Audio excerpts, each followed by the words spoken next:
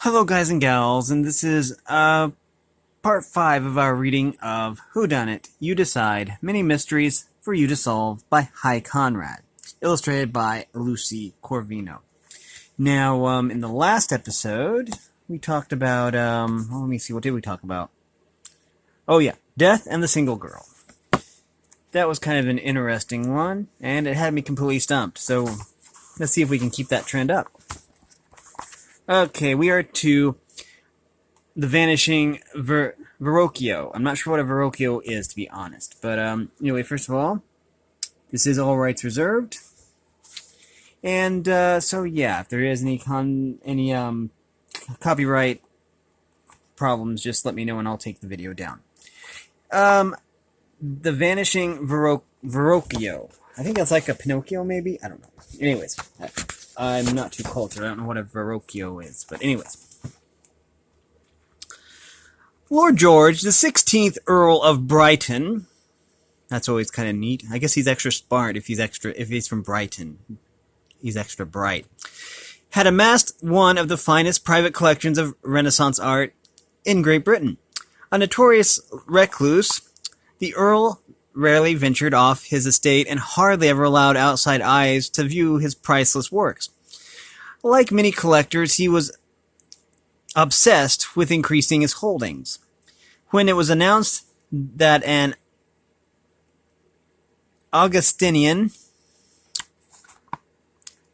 Augustinian fathers were considering selling their Verrocchio bust of St. Augustine, the Earl jumped at the chance, claiming that he was prepared to offer more than any museum to acquire the statue.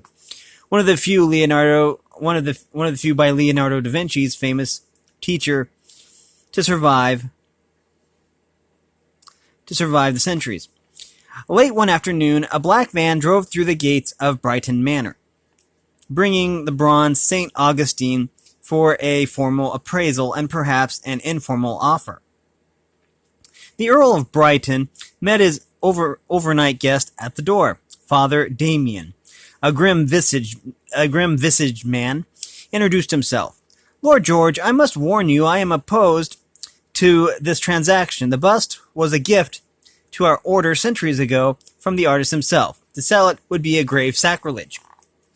The Earl stood tall and unmoved. That's your opinion. Don't tell me you drove the statue all the way here in that van. What about security? The Lord is our security, Damien replied.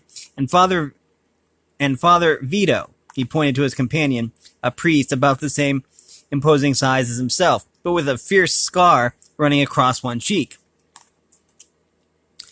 The two friars carried a wooden crate through the hall and into the library and carefully unveiled the life-size bust. Stunning, a voice whispered from the shadows. Oh, sorry to startle. A plump man waddled forward. I am Warren Tuffet, auction house appraiser. Lord George brought me in to authenticate and advise. It's the Verrocchio, all right, he added, after a minute's worth of inspection. The foursome left the statue in the protection of an aging guard, while the host led his guests on a tour. The house has a Catholic background. You'll be pleased to hear. The second Earl of Brighton was a devout Roman Catholic. During the reign of Henry VIII, he took in several priests, hiding them from the king's wrath. I assume you want to see my collection, he added reluctantly, and showed them into the exhibition room. When the museum tour was over, the host and his guests retired to refresh themselves and dress for dinner. It was during this break, while all were alone in different parts of the manor, that the crime took place. At 7:17 p.m., the butler walked by the library and discovered the guard stumbling groggily around. The Verrocchio was missing from its wooden stand. Immediately, the servant sounded the alarm. Within minutes, the entire household was assembled. Got hit, the guard mumbled, massaging a welt on the back of his head. Knocked me down, but not out. I saw. Saw what? Warren Tuffet demanded. Who took the statue? Excuse me.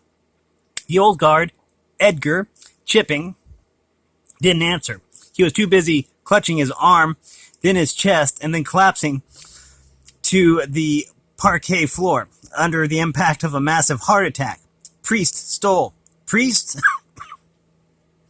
Priest? Lord George shouted. Which priest? Both of them? No, the guard shook his head in frustration, his face growing beet red. Priest stole.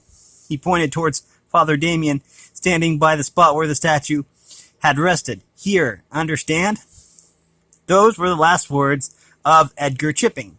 The last words Edgar Chipping uttered.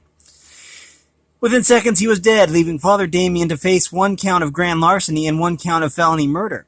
The statue was never found, and 2 months later, the Augustinian was brought to trial, accused by the last word of a dying man. Make sure that's it. Oh, here we go.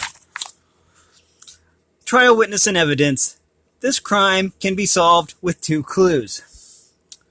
Prosecution witness security chief. The Earl security chiefs described Brighton Manor's anti-theft precautions. It said that can be solved with 2 clues, by the way. Security chief. The exhibition valance with several alarms spaced throughout, protecting the most valuable pieces. Unfortunately, there were no cameras. There was no camera in the library, but we did have one focused on the manor front door. It was operational at the time of the theft. As for the wall surrounding the grounds, it's made of smooth stone, 10 feet high and topped with barbed wire. The videotape of the manor's front door is admitted into evidence. Prosecution Exhibit A, videotape. The videotape of the manor's front entrance reveals this. At 7:09 p.m., a tall figure dressed in an Argentinian friar's traveling robe with a hooded cape is seen exiting. Still photographs taken from the tape show that the figure is fully masked by his hood and robe and carrying a cloth sack filled with a heavy, bulky object. There is no video record of anyone re-entering the manor through the front door. The police assume that if the figure re-entered the manor house, it was through another door. Several other doors had been unlocked at the time. Officer at the scene. Prosecution. When you searched the area directly outside the grounds, what did you find? Directly behind the west wall, the wall closest to the manor house, we discovered a large cloth sack, similar to the one in the video. Inside it was a hooded cape and a black robe. Were you able to determine ownership of the robe? It belonged to Father Damien, his traveling robe. Do you have a theory as to how a sack came to be found there? Well, our theory is that Father Damien handed it over the wall to an accomplice who removed the statue, leaving the sack, robe, and hood. Why would Father Damien throw something as incriminating as his robe over the wall? I don't know. Defense witness, Butler. The defense. Was anything other than the Verrocchio statue missing from the library? Yes. A Chinese pot about 2 feet high, fairly valuable. It had been standing in the corner of the room for years. Do you know what happened to the pot? The police found it on the lawn, somewhere between the manor house and the west wall. It was still in one piece, thank heavens. Statements of whereabouts during crime. Lord George. I was in my study. I had decided to make an offer on the Verrocchio and was calculating the range of my bid. Father Damien. I was in the guest room in prayer. I was praying that the statue would not would not be taken from us. Excuse me. Warren Tuffet. The butler will probably tell you I was sneaking around the upper floors. True, this was my first time inside the manor. Even though we had been given a tour, I was anxious to wander through at my own pace, appreciating the grand old house. Father Vito. I was in my room on the phone. I was telephoning an old acquaintance in the city. I had heard a serious rumor regarding Lord George's financial solvency and asked my friend to do a little checking. Okay, let's see what we got here. This was the missing Verrocchio, or the vanishing Verrocchio, so V.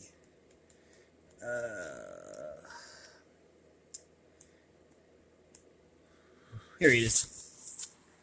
The Vanishing Verrocchio deliberations. When the case came to trial, the statue was still missing. You and a few other jury members feel uneasy about convicting anyone until after the Verrocchio sculpture is recovered. Also, several nagging questions cast doubt on Father Damien's guilt. Why, for instance, would he disguise himself with a hood and wear his own robe? And why would he throw his own robe over the wall rather than simply wearing it back to the manor house? And what about the Chinese pot? Why would Father Damien take a Chinese pot and put it out in the lawn? Why would anyone? Other nagging questions focus attention on Edgar Chipping, the dead guard. Although he pointed in the defendant's direction, Edgar never directly accused Father Damien, and then there were his last words. Priest stole. Understand? He was able to see the face inside. Oh, was he able to see the face inside the concealing hood? And what did he want? And what did he want them to understand? Now let's go to the verdict. It says here, you find Father Damien not guilty. As the bailiff read back Edgar's last words, a juror slightly hard of hearing heard something a little different. Priest soul. Priest hole. Maybe he said priest hole, not priest stole. Yes, of course. Another jury member recalls that priests excuse me.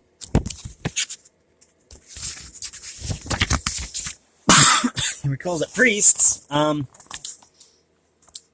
holes are hiding places found in many old English houses, concealed spaces where priests once hid from the authorities. Suddenly, the case makes sense. The guilty party must be Lord George, the only member of the foursome who would know where a priest's hole could be found in Brighton Manor. You reconstruct the crime. The Earl of Brighton desperately wanted the bust but did not have the available cash. Rather than see it disappear into someone else's collection, he decided to steal it, disguising himself with the hood and robe. Lord George entered the library, knocked out the guard. He then took the statue from its wooden stand and placed it in the priest's hole directly under the parquet floor. That's what Edgar had meant by understand. The priest's hole was underneath the stand. The only problem remaining would have been to make it appear as if the statue had been removed from the estate. Lord George obviously knew about the video camera and made sure to record the image of a priest carrying out a weighted sack. The contents of the sack, the Chinese pot. Once out on the grounds, Lord George removed the pot and threw the sack, hood, and robe over the wall, hoping to implicate Father Damien. The guard's dying words made his efforts nearly perfect. The jury sends a note out to the judge, and you receive confirmation within an hour that the St. Augustine bust was right where you said it would be, and that's all the proof you needed to find Damien not guilty. We've been reading Whodunit, You Decide, Many Mysteries for you to Solve by Conrad, illustrated by Lucy Corvino. If you like this content, make sure you like and subscribe and ring the bell so you know when I upload, and if you want to support me in any way, all that information will be in the description below. As always, thanks for watching, everyone, and have a great day.